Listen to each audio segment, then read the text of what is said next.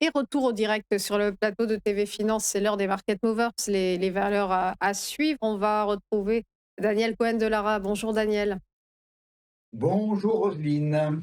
Vous êtes associé chez Next Momentum et dans ce contexte de sinistrose boursière, on va faire un coup de projecteur sur des actions qui ont vent en poupe et il y en a quelques-unes et on va commencer par Capgemini. La valeur du groupe informatique a profité d'une séance bénéfique pour elle hier avec une envolée de plus 2,84%, un répit bienvenu pour Capgemini qui dévisse de moins 25% depuis le début de l'année en bourse.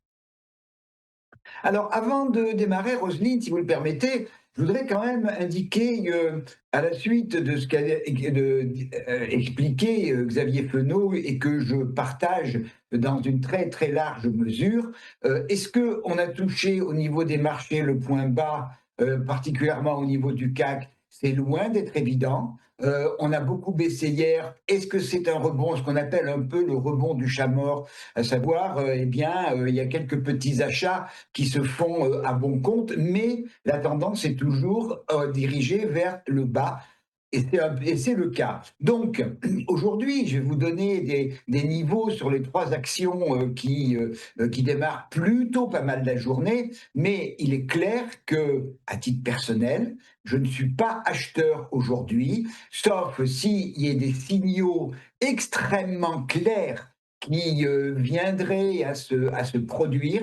Et si c'était le cas, eh bien, je conseille de le faire avec des petites positions et des stops pas trop larges. Alors, on va commencer avec Capgemini. Capgemini, comme vous l'avez indiqué, est en train de, semble-t-il, de vouloir repartir après un schéma baissier qui date depuis le début de l'année, et on était dans la zone quand même des 150, 155 euros. On est descendu assez rapidement d'ailleurs, hein, entre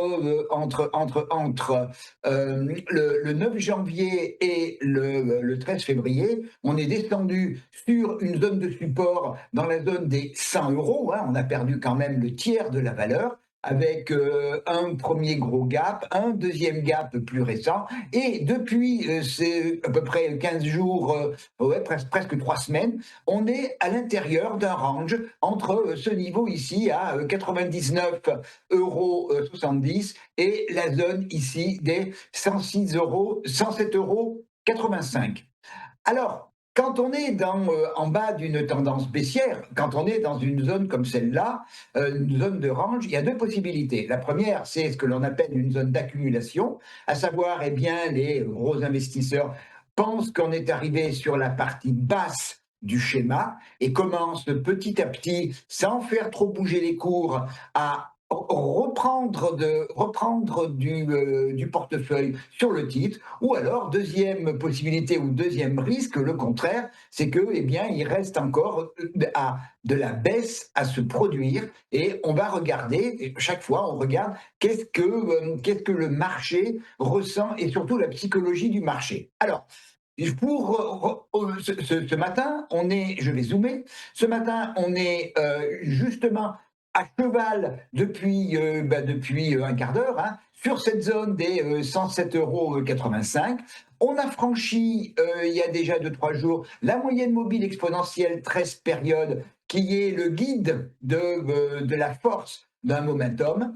Ce que j'ai bien aimé également dans ces dernières séances, c'est que justement les volumes sont plutôt supérieurs à la moyenne là j'ai une moyenne de 40 périodes, les volumes sont plutôt supérieurs. Hier, le volume était tout à fait intéressant. Le RSI est pour l'instant dans une zone légèrement positive, mais plutôt médiane. Donc maintenant, pour éventuellement envisager de mettre une petite position acheteuse, il faudra que cette zone des 107,85 soit franchie aujourd'hui avec une bougie verte de belle taille et une petite mèche haute, avec comme premier objectif, eh bien, quand on sort d'un range, dans un sens ou dans un autre, le premier niveau, le premier objectif à atteindre, c'est la projection de la hauteur du range, soit vers le haut, soit vers le bas. En la circonstance, si on sort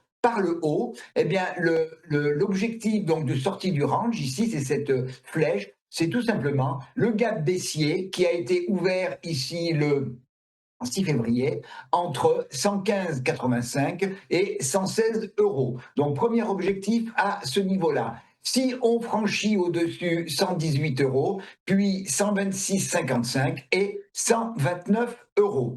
A contrario, bien évidemment, si on venait à clôturer ce soir dans le range avec justement le contraire, une bougie rouge qui serait eh bien, de belle taille, cela voudrait dire que les vendeurs, malgré tout, demeurent présents sur cette zone des 107,85. Évidemment, on oublie toute idée d'investissement. Et à ce moment-là, eh bien, là, le risque ou la probabilité serait de refaire un tour à l'intérieur d'un range, c'est-à-dire de revenir tester la zone des 99,70 euros.